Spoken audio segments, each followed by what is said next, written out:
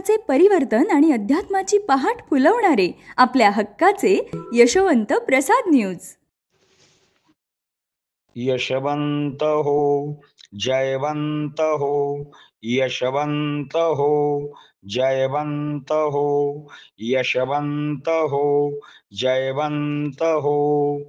बोला पुंडलिक वरदा हरी विठ्ठल, श्री ज्ञानदेव तुकाराम, पंढरीनाथ भगवान की जय.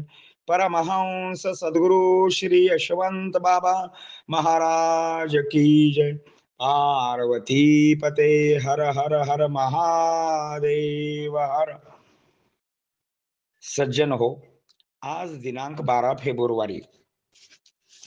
आजच्यासाठी श्री महाराजांचे सुवचन म्हणजे आपल्या भेटी म्हणजे शंका समाधान.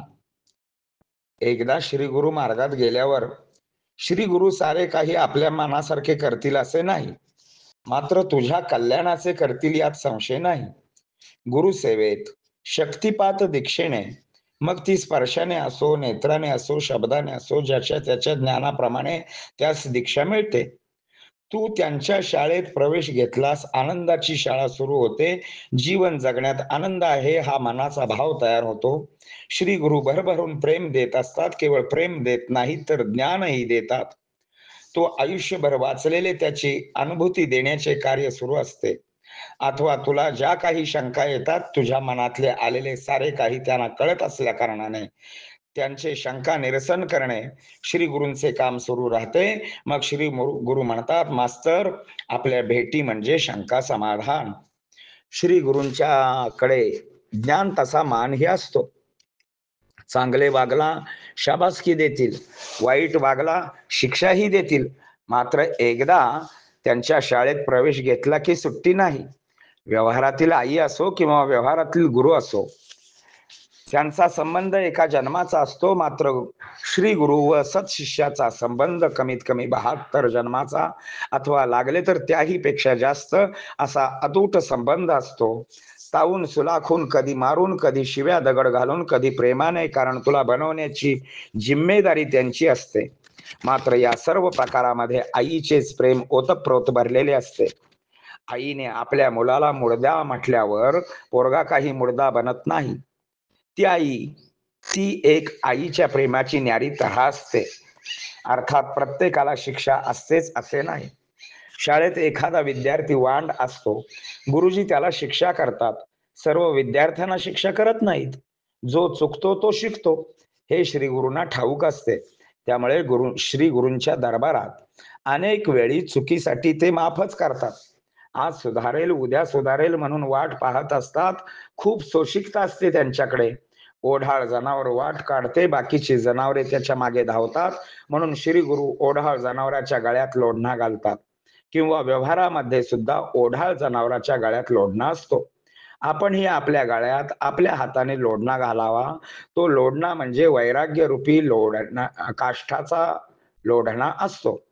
मायेत न गुंतता संसाराकडे तटस्थपणे पाहणे, देह संसाराकडे व मन मात्र भगवंताकडे, याला अनुसंधान म्हणायचे. हे आपणास ब्रह्मचैतन्य गोंदावलेकर महाराजांनी शिकवले. श्री गुरूंचे ऐकणारा, श्री गुरूंनी सांगितल्याप्रमाणे वागणारा विद्यार्थी गुरुना आवडतो. त्यामुळे ते त्यास शिक्षण देण्यासाठी अग्रक्रम देतात. जे जास्त मळलेले धुणे असते त्याला उशीरपर्यंत भिजत घालावे लागते. मग आपटून धोपटून घासून त्याला स्वच्छ करावे लागते.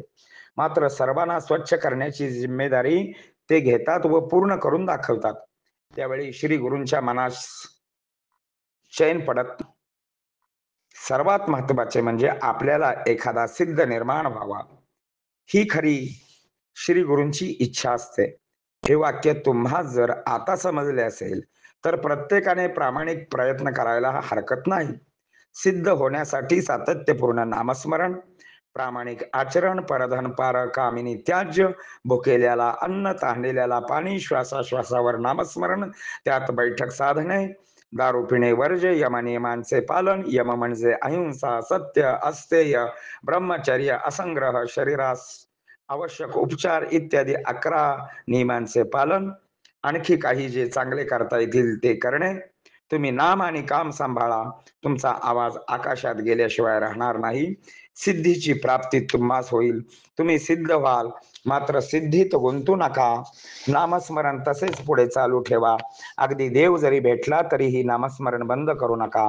साधक, बक, हंस, राजहंस, परमहंस या पायरीने एक एक पायरी चढत जाल. देव पहावया गेलो, तेथे देवची होऊनी ठेलो. ही अनुभूती तुम्हासच येईल. सकाळात तुम्हास ईश्वराची अनुभूती प्राप्त होईल. घरात, दारात, कूपात, नारळाच्या झाडावर, अवकाशात जेथे पाऊल ठेवणार आहेस तेथे तुझ्यात माझ्यात सर्वात ईश्वर आहे. ही अनुभूती घ्यायची असेल तर श्री गुरूंनी सांगितलेली वरील सर्व सदाचरणाची माला आपण त्यांच्या गळ्यात घालावी. तुळशीच्या माळेहून ही माळा सर्वश्रेष्ठ आहे. तुळशीची माळ हे साधन आहे, तर सत्कर्माची माळ प्राप्त होणे हे साध्य होऊन जाईल. वरील सर्व ज्ञानाचे व संक्रमणाचे प्रकार श्री गुरु स्वतः शिकवितात व त्यातील सर्व शंका समाधान करून आचरण करून देतात. त्या गुरुमाईंचे केवढे थोर उपकार आहेत.